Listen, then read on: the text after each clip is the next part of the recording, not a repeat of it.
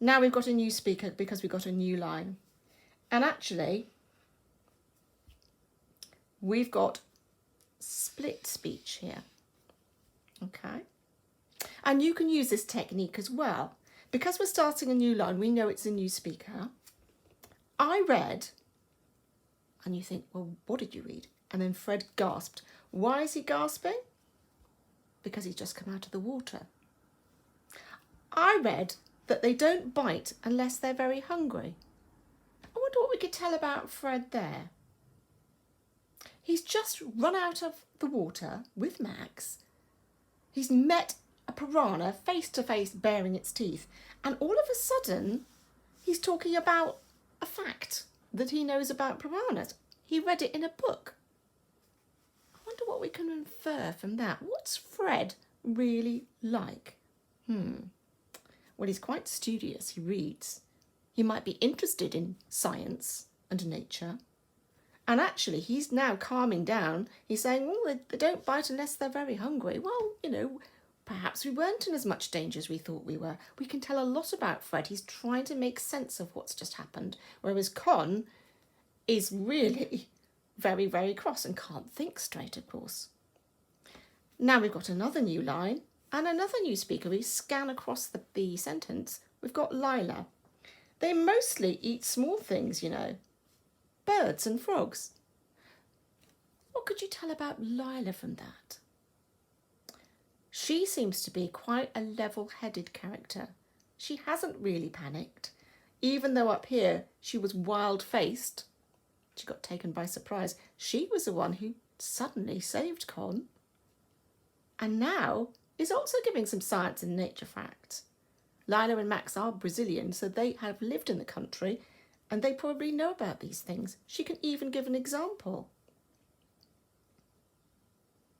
Again, we can tell that this situation has been dangerous. We can tell about the action because, again, Fred's speech is split up. You can see a use of a dash here. Okay, it wasn't going to do anything. It was actually quite beautiful. Silver with a red belly. And sometimes you don't need to put who's doing the talking at the beginning. You can start the speech and then tell your reader who it was. Fred drew in a great breath and felt his heart begin to slow. So again, he's calming down. It's okay. So I knew to read that in a very breathless way. And suddenly we find out something else about Fred. He then says it wasn't going to do anything. He's really quite a calm boy. And then he looks at the beauty of it.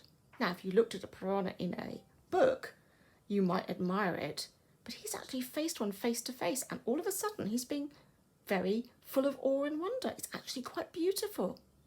So we can tell from Fred that actually he really enjoys nature. He can see the beauty in nature, even dangerous nature.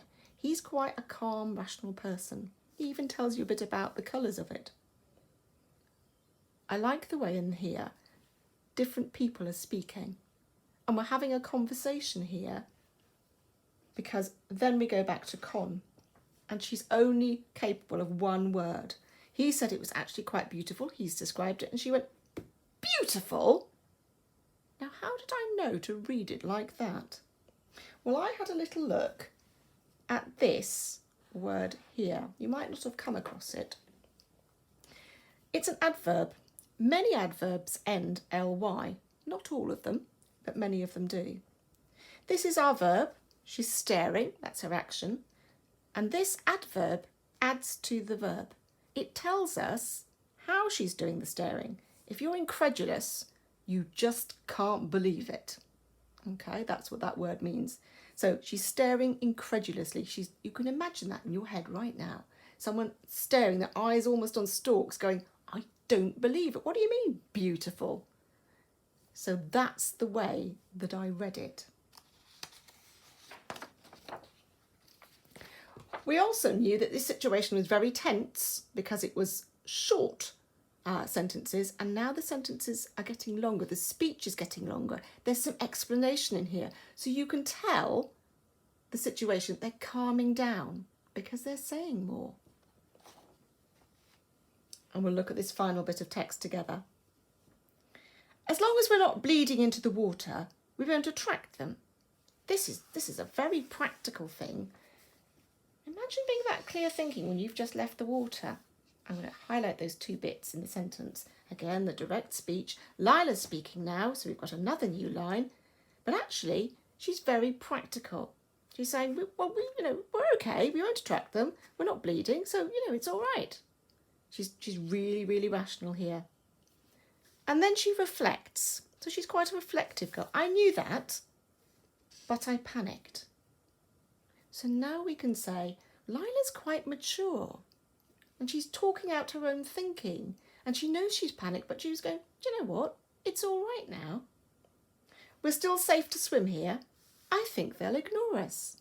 Do you know what? I don't think I'd get back in the Amazon River once I'd seen piranhas, but this is obviously a person who's very calm, who's very rational, and we can tell that just by what she says. It hasn't written that in the text, but you can infer that from what she is saying.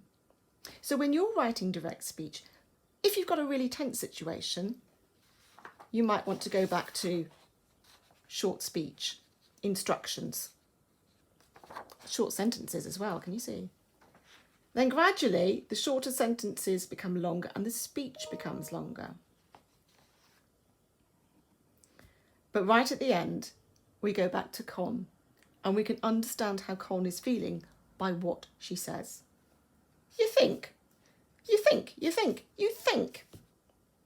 If something's written slightly slanty, it's called italics, and you know to read that word with real emphasis, and there's an exclamation mark, so this is how I read it.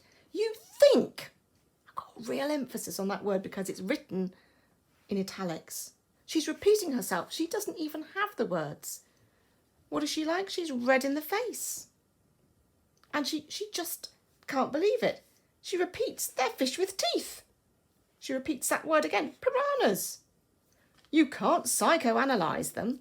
Now, psychoanalyze is quite a complex word, but it means you can't just say, oh, it'll be all right. They won't eat us because they're not attracted by blood. You can't think like that. You've got to think, they're fish with teeth, get out the water. They're dangerous. So Con is quite panicky still. She's on the side of the bank. She's safe, she's been saved. But it tells us a lot about her state of mind, what she's like. She's not good in a crisis, this girl. She probably has never come across them before. How do we know that? Because if we go back to the beginning, she's asking what piranhas are. I wonder if you knew what piranhas were before we started. You do now. She didn't know about the dangers. So because of that, she's panicking. Look how much information we found out today. See if you can now answer these questions. How does direct speech improve the writing? And why do you think the writer included this direct speech? What was Catherine Rundell trying to tell you? Use some examples from the ones that I've pointed out, even quote some to back up what you're saying, and just a few sentences to explain those two questions.